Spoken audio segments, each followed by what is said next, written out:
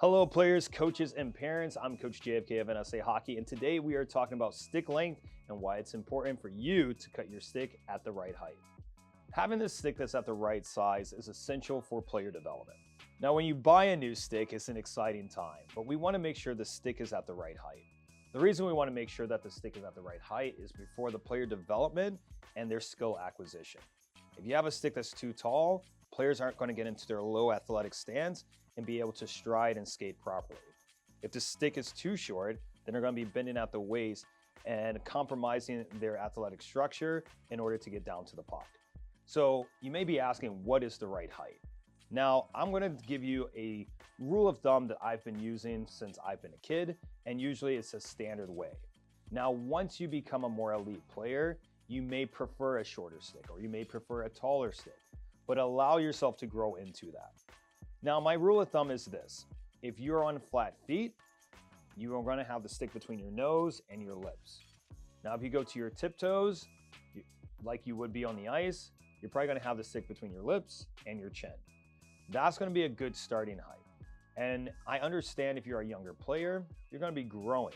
So the stick may be good 1 month and then feel a little bit too short the next month. So if that's the case and I buy a new stick as a younger player, I'm probably going to buy it, if I was on flat feet, to my nose, so then I have some time to grow into it. Too often I see players that are on the ice and they're looking at their stick. If I'm looking at my stick and I'm on the ice, or if I get one of these nice tall sticks, I don't even have to bend over and I'm touching the ice and the stick is in the perfect hand, like perfect spot. I want to be able to get into my athletic stance, and then that's where the stick should be. If my stick is too long and I'm in my athletic stance, my heel is going to be on the ice, the toe of my blade is going to be up, I'm going to mishandle pucks, and I'm going to miss a lot of passes.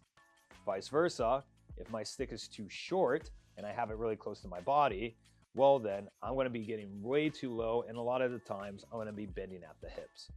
Alrighty, so now I have a new twig with me right now, and I'm going to be ready to cut it. So this is my stick that I currently use. I'm on flat feet, and as you can see, it's at my lip. When I go to my tiptoes, it's at my chin. That's how it is on the ice. That's where I like it. It's perfect. When I get into my athletic stance, my blade is flat on the ice, so I have more surface area to work with. Now, if I look at this stick, brand new, I put it right up to there. It's only probably an inch difference. And it's like, well, is that inch going to make a massive change in my game? Absolutely. So even if it's the smallest bit, or if I have to cut more off of it, don't be afraid to do so.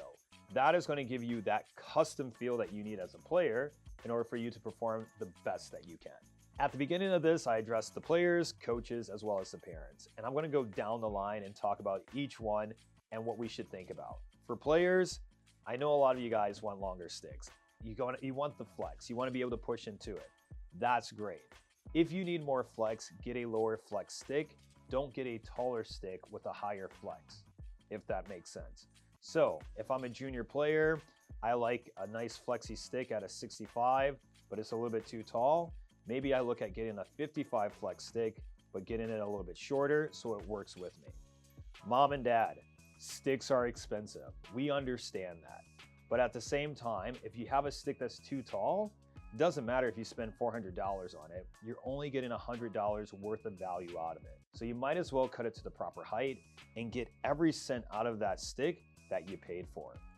Coaches, it's a little bit disturbing going to a kid telling them to cut their stick when they've spent so much money on it, or mom and dad are saying, oh, they prefer a longer stick. It's up to you to mentor these kids and get the most out of them on the ice. So don't be afraid to throw this video, send it to them, or just grab a saw and help cut them. I've done it plenty of times. I can tell you time and time again, initially the players get a little bit upset, but a week later, 2 weeks later, they're thanking me for doing it. And this is our job as coaches to help grow the game. Sticks are something I'm passionate about. I shoot hundreds of pucks a week, probably thousands of pucks a week. Players, why do we play the game? We want to put pucks in the net. That's absolutely right. And we want to be able to do that by puck handling well, by passing well, by defending well. And that's only going to happen if we have a stick at the right height. We're developing as a player from our skating all the way up to our shooting and releasing the puck. So make sure your stick is at the proper height. Thank you for your time. Once again, I'm Coach JFK of NSA Hockey. Cut your sticks to the right height, and we'll see you on the ice.